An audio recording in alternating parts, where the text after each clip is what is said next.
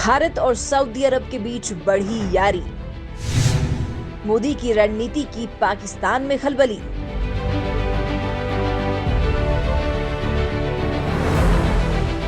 एक वक्त था जब खाड़ी देश पाकिस्तान की हर मदद के लिए तैयार खड़े दिखते थे, लेकिन अब माहौल ऐसा है कि कंगाल पाकिस्तान को कोई घास तक डालने को तैयार नहीं है।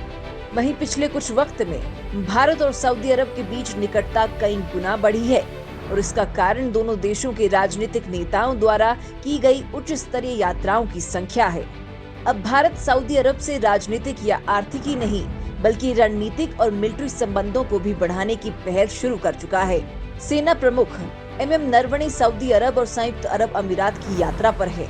ये दौरा न सिर्फ पाकिस्तान के संबंधों के लिए खतरा है बल्कि उसके अस्तित्व के लिए भी खतरा है। सेना प्रमुख MM नरवणे भारत के पहले सेना प्रमुख हैं जो सऊदी अरब की यात्रा पर है।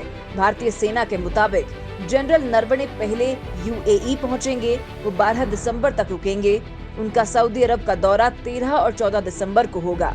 इस दौरे के दौरान वे दोनों खाड़ी देशों की मिलिट्री के सीनियर अफसरों से मुलाकात करेंगे। उनसे भारत के साथ रक्षा संबंध मजबूत करने पर चर्चा होगी।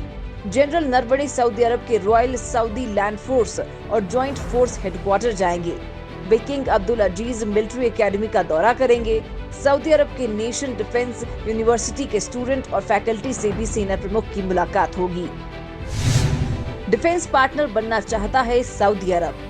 आज भारत सऊदी के बीच सहयोग तेल ऊर्जा व्यापार के पारंपरिक क्षेत्र तक सीमित नहीं है।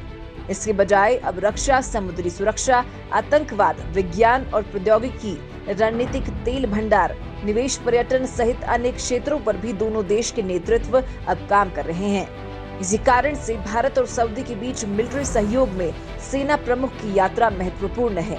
इतना ही नहीं, सऊदी सहित कई अरब देश भारत में डिफेंस उपकरण खरीदना चाहते हैं। फाइनेंशियल एक्सप्रेस की रिपोर्ट के मुताबिक कतर, UAE और सऊदी अरब सहित खाड़ी क्षेत्र के देशों ने भारत और रूस के सहयोग से विकसित ब्रह्मोस मिसाइल खरीदने में रुचि दिखाई है। साथ ही UAE ने भारत के साथ रक्षा सहयोग समझौते किए हैं और इंडियन ऑर्डिनेंस फैक्ट्री से UAE की सेना को गोला बारूद की आपूर्ति करने के लिए एक समझौता किया है। खाड़ी देश ने मेड इन इंडिया आकाश सतह से हवा में मार करने वाली मिसाइल प्रणाली में भी रुचि दिखाई है। यानी रक्षा क्षेत्र में इन देशों के साथ भारत के रिश्ते और मजबूत हो रहे हैं। सऊदी अरब, चीन, अमेरिका और जापान के बाद भारत का चौथा सबसे बड़ा ट्रेड पार्टनर है। ये भारत में ईंधन की सप्लाई करने के लिहाज से भी अहम है। भारत में करीब 18% कच्चे तेल का आयात सऊदी अरब से ही होता है। मोदी सरकार ने अपनाई नई रणनीति। भारत लगातार वैश्विक मंचों पर सऊदी अरब का समर्थन कर रहा है। इसी मंगलवार को भारत ने संयुक्त राष्ट्र में 23 नवंबर को सऊदी अरब के तेल भंडार पर ईरान समर्थित यमनी विद्रोहियों द्वारा किए गए मिसाइल हमले की निंदा की थी। भारत और सऊदी अरब के बीच रणनीतिक संबंध तब से और बढ़े हैं जब से क्राउन प्रिंस मोहम्मद बिन सलमान ने पिछले वर्ष फरवरी में भारत के साथ NSA स्तर पर एक व्यापक सुरक्षा संवाद के गठन के लिए और आतंकवाद रोधी आतंकवाद पर संयुक्त कार्य दल की स्थापना के लिए समझौता किया था। अब दोनों देशों के बीच ये सहयोग मिलिट्री सहयोग तक आ चुका है। ये भारत की विदेश नीति की एक और उपलब्धि ही कही जाएगी। जनरल नरवणे की यात्रा से इन संबंधों के नई ऊंचाई पर पहुंचने की आशा है। खाड़ी में भारत की मौजूदगी से खतरे में पाकिस्तान। भारत और अरब देशों के बीच खासकर सऊदी अरब के साथ बढ़ते संबंध पाकिस्तान के लिए खतरे की घंटी है। एक तरह से पाकिस्तान ने अपने संबंध सऊदी अरब और UAE के साथ खराब किए हैं और अब भारत के साथ सऊदी के मिलिट्री संबंध होना पाकिस्तान की अस्तित्व पर ही खतरा पैदा कर देता है। अब सऊदी ना तो पाकिस्तान के कहने पर भारत के आंतरिक मुद्दों पर दखल देता है और ना ही पाकिस्तान का समर्थन करता है।